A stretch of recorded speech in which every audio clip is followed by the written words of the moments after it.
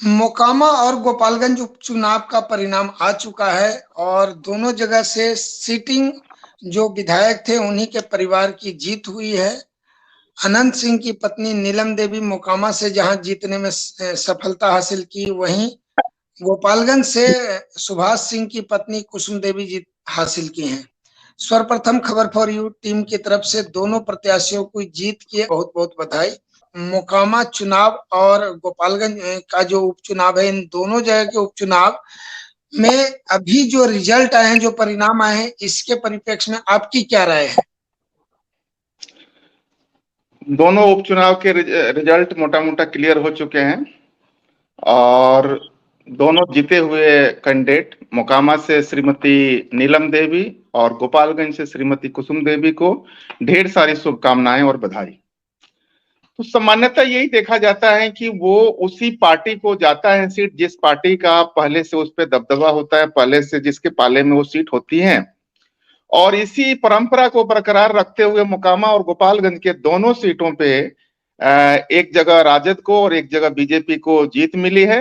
तो बिल्कुल ये परंपरा के हिसाब से है, इसमें कोई दो राय नहीं है।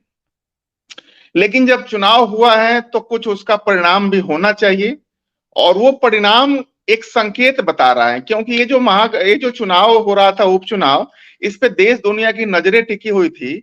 और ये इसलिए महत्वपूर्ण ज्यादा हो गया था क्योंकि ये एक बहुत बड़ा परिवर्तन के बाद चुनाव था।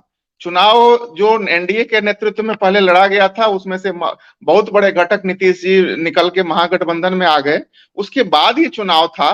तो इसलिए इस पे नजरें सबकी टिकी हुई थी और मुख्य रूप से ये संदेश निकल के आया कि आने वाले टाइम में एकमात्र यदि कोई नेता होगा जो बिहार को लीड कर सकता है, जो बिहार को दिशा दे सकता है और जो बिहार के सभी वर्गों को एक साथ लेके चल सकता है, वो नेता हो सकता है तो सिर्फ और सिर्फ तेजस्वी हो सकता है।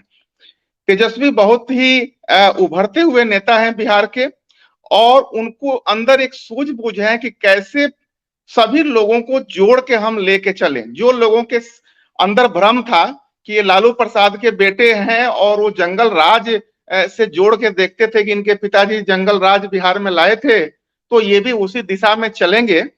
तो वो तो अब उस पर हम विशेष समय आएगा तो बताएंगे।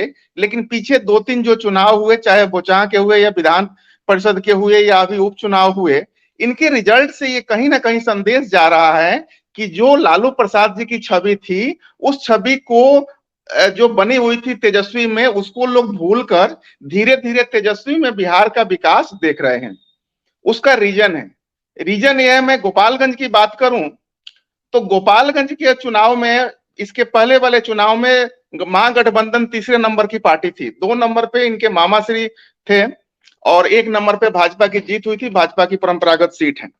तो उस हिसाब से देखा जाए तो चुनाव बेशक भारतीय जनता पार्टी जीत गई, लेकिन जो वोटों का मत अंतर रहा या फिर जितनी परिस्थितियां विपरीत थी तेजस्वी के, उनके बावजूद भी वो मामूली से वोटों से पीछे रह गए। ये कहीं ना कहीं दर्शाता है कि कुशल नेतृत्व बंदे में है। मैं परिस्थितियों की बात करूं तो चाचा श्री नीतीश जी आए नहीं वोट का प्रचार करने के लिए।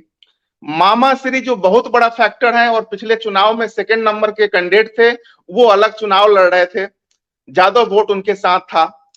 मुसलमान का वोट जो कोर वोट होता है राजद का, वो भी हैदराबाद वाले नवाब साहब की पार्टी वहां से इलेक्शन लड़ रही थी, तो उनके लिए वोट गया, उसमें कोई दो राय नहीं है। पिताश्री लालू यादव जी अस्वस्थ होने की वजह से चुनाव प्रचार में नहीं आ पाए। और सबसे महत्वपूर्ण बात, इलेक्शन के दिन एक ऐसा वीडियो वायरल किया गया जिसमें कहीं ना कहीं ये दर्शाया गया कि जो राजद के कैंडिडेट हैं उनका इलेक्शन रद्द हो गया या ये चीजें हो गई या ये कहीं ना कहीं है। वो थोड़े समय के लिए चला लेकिन बहुत बड़ा डैमेज कर गया। इन सारी परिस्थितियों के बाद यदि कांटे का टक्कर, कई बार आप रुझान के दौरान देखे होंगे कि राजद के कैंडिडेट आगे चल रहे थे, तो इन सब के बावजूद यदि टक्कर दिया तो ये कहीं ना कहीं दर्शा रहा है कि तेजस्वी का नेतृत्व लोगों को धीरे धीरे स्वीकार होने लगा है।